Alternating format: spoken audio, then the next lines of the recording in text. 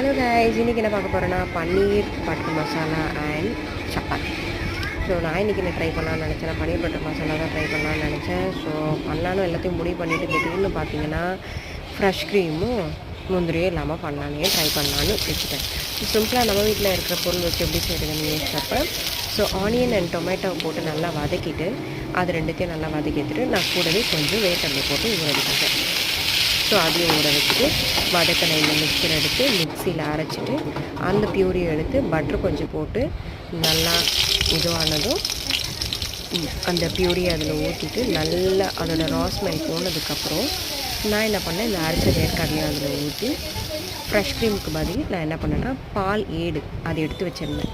So கொஞ்சமாக அதையும் mix பண்ணி பன்னீர் போட்டு பன்னீர் பட்டர் மசாலா பண்ணியிருந்தேன். ஸோ சாப்பிடும்போது சூப்பராக வந்துருச்சு. வீட்டில் ட்ரை பண்ணி பாருங்கள், நல்லாவே வரும். அண்ட் தென் அது கூட நான் என்ன பண்ணேன்னா கொஞ்சமாக முன்னாடி சப்பாத்தி மாவு பிசைஞ்சு வச்சுருந்தேன்.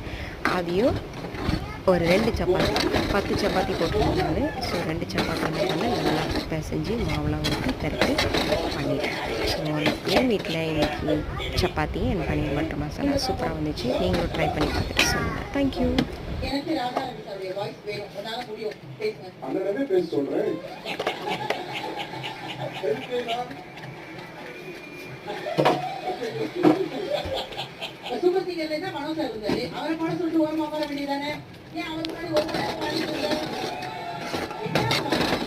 அங்க போனா 1500 ரூபாய்க்கு உழைக்கிற, இங்க நீ நடுவராய் 7500 ரூபாய்க்கு உழைக்க மாட்டேங்கிற.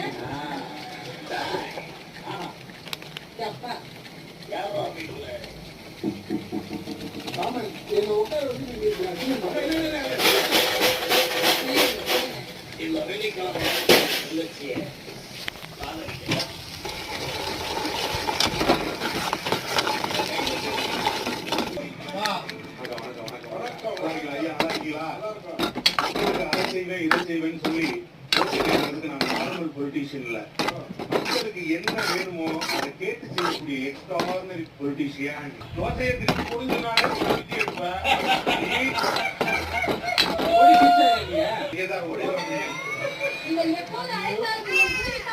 ஆமா செல்ல கொண்டு தூங்கிடுவேன். அவ்வளவுதான்.